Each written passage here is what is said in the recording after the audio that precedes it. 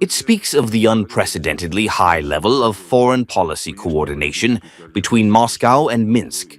Annual meetings in this format have proven to be an effective mechanism for developing common approaches to key international issues and a mechanism for synchronizing our efforts in the global arena. And of course, it is a good opportunity to strengthen professional contacts between the leadership and the experts of the two ministries of foreign affairs, simply for friendly and kind communication.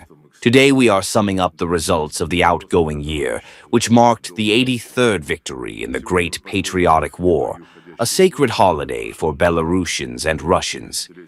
First of all, I would like to express my gratitude to the Belarusian allies for their unwavering attention and support in all our common endeavors. Leading the program of coordinated actions in the field of foreign policy, the state is a participant in the Treaty on the Creation of a Union State. This program now covers 3 years, from 2004 to 2006. We have been working intensively on the ground of common Eurasian associations, such as, in addition to the Union State of the CSTO, the Eurasian Economic Union, the Commonwealth of Independent States, the Shanghai Cooperation Organization, as well as the BRICS, the United Nations Organization, the European Security Organization. In all these structures, we are in solidarity with almost all international problems.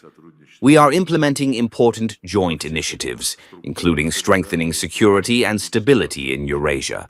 Our unconditional priority has been the diplomatic support of large-scale bilateral cooperation and integration processes within the Union State. Of course, the Union State is the format that sets the tone in a number of areas. In accordance with the resolutions of our colleagues, in accordance with the instructions of the heads of state and heads of government, we have been paying close attention to strengthening cooperation in common integration structures, deepening ties between them, and increasing cooperation with the countries of the Global South, focusing on and coordinating on international legal issues, including countering the sanctions of Western aggression and a number of other areas. I think we have a lot to offer our citizens. As a result of all our efforts, the Russian initiative to provide the CSTO with an observer status in the CIS has been implemented. The CIS Plus format has been established. In September, the General Secretaries of the CSTO, and the CSTO signed a roadmap prepared by the Russian side on the development of trilateral cooperation and joint statements on the 80th anniversary of the end of the Second World War and the formation of the UN. The practice of cross-invitation of the heads of executive structures of the CSTO and the CSTO to the summit of these organizations has continued. I think it is highly desirable to engage in such cooperation with the Constant Committee of the Union State, if, of course, the State Secretary of our Union, Sergei Lavrov, supports this idea. We have assisted in establishing a dialogue between the Eurasian Economic Union, the United States, and BRICS, as well as in the coordination of the program of cooperation between the Eurasian Economic Commission and ASEAN in 2026 to 2030. We have begun to work on the issue of the activation of ties between the CIS and the African Union. We have established cooperation between the Secretariat of the CSTO and the Counterterrorism Center of the African Union. As I have already mentioned, we have promoted at all international venues the initiative of Alexander Lukashenko on the development of the Eurasian map of diversity and multipolarity in the 21st century. It is part of the initiative of the President of the Russian Federation, Vladimir Putin, on the formation of a new architecture of equal and indivisible security in Eurasia. We have actively helped to ensure the success of the Third Minsk International Conference on Eurasian Security in October of this year. We are pleased to note the expansion of the range of countries that share our approaches and are ready to join the relevant work. In March, the bilateral interstate agreement on the guarantee of their security within the framework of the Union State came into force. The work of special representatives of Russia and Belarus, deputies of the ministers of the CSTO, on the review of its actions began. On September 26, the first meeting of the relevant interstate delegations was held in Moscow, and the coincidence of the assessments of the situation in the sphere of security of the Union State was established. The relevant units of our ministries coordinated approaches to the relevant issues of international legal cooperation. I have already mentioned this. As a result, I would like to note a significant decrease in support in the UN General Assembly for the traditional resolution on the report of the so-called International Criminal Court. For the first time in all the years of this resolution, less than half of the UN member states voted for it. In March, our presidents signed a significant bilateral agreement on mutual protection of citizens from unjustified persecution by foreign states and international bodies of justice. A draft directive on mutual support and cooperation in the field of international justice has been prepared and submitted for consideration by the Supreme State Council of the Union State.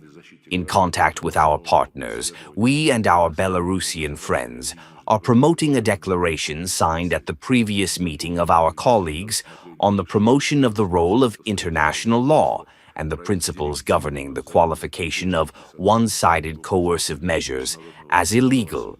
In May, our representatives at the UN distributed it at the Security Council and at the General Assembly. Significant efforts have been made to expand international support in the fight against the practice of illegal one-sided sanctions. With the submission of a group of friends to the UN Charter of Defense, where Belarus and the Russian Federation play an important role, the UN General Assembly in June adopted a resolution on the establishment of the International Day of Combating One-Sided Coercive Measures. This day will be celebrated on December 4th every year. In the final document of the 16th Ministerial Session of the UN Conference on Trade and Development, we ensured the preservation of the negative impact of one-sided sanctions on global trade. I know that many of those present here took part in this work. I would like to thank you all. Colleagues, the agenda of today's meeting is very rich. We will discuss issues of joint use of humanitarian policy tools, promotion of traditional values, preservation of historical memory, and then we will discuss the issue of cooperation with friendly states and their associations, as well as our approaches to building relations with those countries whose governments and leaderships openly carry out unfriendly policy towards us. And of course, we will also discuss our relations with organizations that do not follow their charter principles, that do not lead by impartiality and equanimity, but try to take political positions, most of which are, of course, pro-Western positions. We will pay special attention to the exchange of experience on information support for foreign policy. As a result, we plan to sign a resolution, as usual, and a consultation plan between our ministries for the next 26 years. Thank you for your attention. I give the floor to Maxim Vladimirovich. Thank you, Sergei Viktorovich. Colleagues, first of all, I would like to thank you for the warm welcome and the atmosphere of joy that traditionally accompanies our meetings. Yesterday, we took a plunge into this atmosphere, which allowed us to discuss many sensitive issues in our relations and on the international agenda as a whole. I would especially like to stress the well-coordinated work of foreign policy agencies. The level of coordination between our ministries is truly unprecedented, as Sergei Viktorovich said, and I would like to say in particular that we, the Belarusian side, value this format of interaction very much. The very framework of cooperation created by the presidents of Belarus and Russia allows us to act confidently in any situation. Constant dialogue at the highest level allows us not only to quickly resolve the most complex issues, but also to demonstrate the special nature of brotherly relations between Belarus and Russia. A vivid example of this complexity was the signing of the Security Guarantee Treaty last year. The primary task of the appointed special representatives, as Sergei Viktorovich has already said, as Deputy Ministers of Foreign Affairs, is to develop mechanisms for the implementation of the document and to coordinate approaches to its implementation.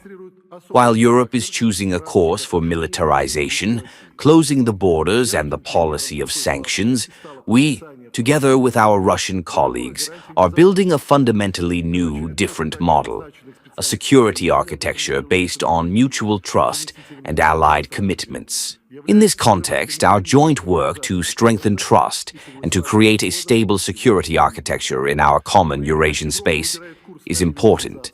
Our principal position remains unchanged. Security must be united and indivisible for all. This is why the Third Eurasian Security International Conference in Minsk was dedicated to this purpose. Once again, I would like to express my gratitude to the Russian side, to you personally, Sergei Viktorovich, for your very substantive participation in the conference and for filling it with such fresh, interesting ideas and meanings. A number of countries have already joined the conference and expressed their support for the general Belarusian Russian vision of the Eurasian map of diversity and multipolarity. Many countries have stated their support for the main elements of this map. We are ready to discuss with our Russian colleagues the further format of the promotion of this initiative. On our part, we welcome and support the Russian efforts aimed at resolving the Ukrainian crisis and reaching a peace agreement. We share the position of the Russian Federation that the final, stable resolution of this conflict can only be achieved through a complete and irreversible elimination of its causes. As for the economic track, despite the unceasing sanctions, we managed to achieve impressive results in our trade and economic relations. According to the results of the first half of 2025, Belarus confidently occupies the fourth place among Russia's foreign trade partners after China, India, and Turkey. But to compare these countries with Belarus is an obvious great success that we have in our bilateral cooperation. I would especially like to note the regional cooperation. The personal involvement of the President of Belarus sets a high standard for cooperation. Only this year there were 18 meetings with the leaders of the key subjects of Russia, from Kaliningrad to Khabarovsk. These meetings take place almost every week. Just yesterday, the meeting with the governor of the Yaroslavl region took place. We are grateful to our Russian colleagues for the expansion of the Belarusian diplomatic presence in the Russian regions. In 2023-2025, 6 branches of the Embassy of Belarus have been transformed into the Consulate General. Only this year, the Consulate General began to operate in Vladivostok, Kaliningrad, and Nizhny Novgorod. By the end of the year, we also plan to open branches in Voronezh. Each such foreign institution is, figuratively speaking, the diplomacy of step-by-step accessibility, which is necessary for business and ordinary citizens. I would like to emphasize that this process is bilateral.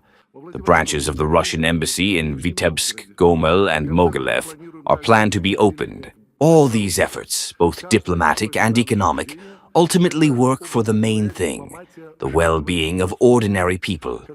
Already today, Belarusians and Russians have equal access to education, social security, the right to employment, free movement, and the choice of a place of residence. But we do not stop at what has been achieved. We continue this work.